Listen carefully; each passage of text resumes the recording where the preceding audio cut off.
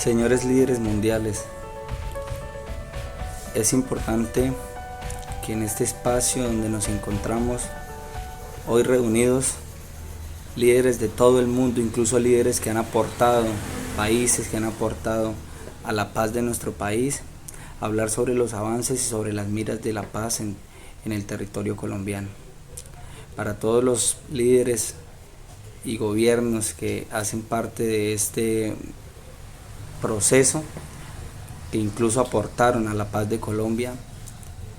es importante que se pueda conocer la realidad de lo que hay hoy en día en nuestro país. Es bien sabido por todos que en el año 2016 se firma un acuerdo de paz con la extinta guerrilla de las FARC. En ese acuerdo de paz se hablaba de muchos temas que iban a beneficiar al campesinado colombiano, que iba a fortalecer las bases, que además de eso iba a tener una equidad en muchos aspectos para tanto los unos como los otros. Lastimosamente, lo que se firmó con el cambio del señor Juan Manuel Santos y la llegada del señor Iván Duque al gobierno, se creó un caos completo si nos ponemos a hablar de los acuerdos de paz. Es importante que reconozcamos que el gobierno colombiano destruyó totalmente un acuerdo que se esperaba con mucha fe por parte de un país para terminar por fin con la guerra. Se tuvo en cuenta incluso algo muy importante que plantea Rose, y es dejar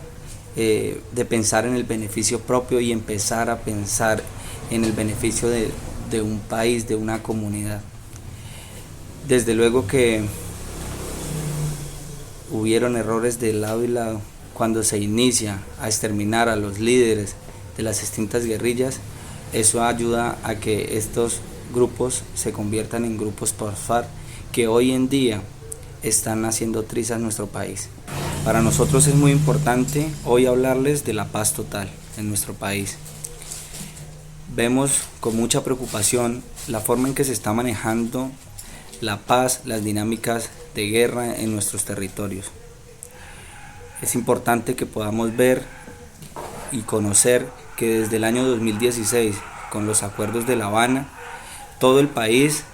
esperaba que hubiera un cambio político en la sociedad. Lamentablemente no fue posible, ya que existían intereses privados, intereses políticos, que impedían que esto pudiera ser una realidad en los territorios.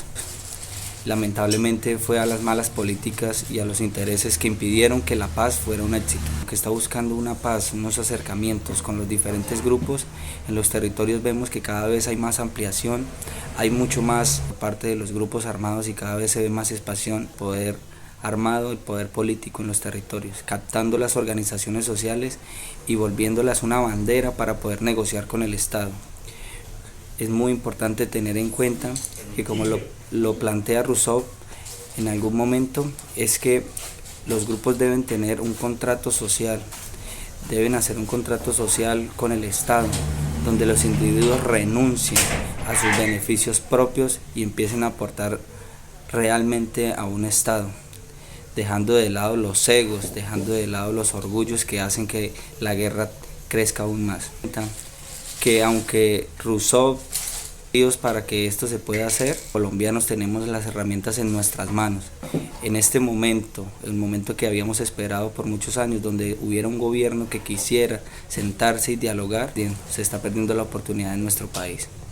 Es por eso que la invitación es a todos los países que participan en este espacio a que sigan muy de cerca el proceso de paz en nuestro país, ya que va a ser un beneficio para nuestros territorios y va a traer mucho desarrollo a nuestro país en general. Marx y Rawls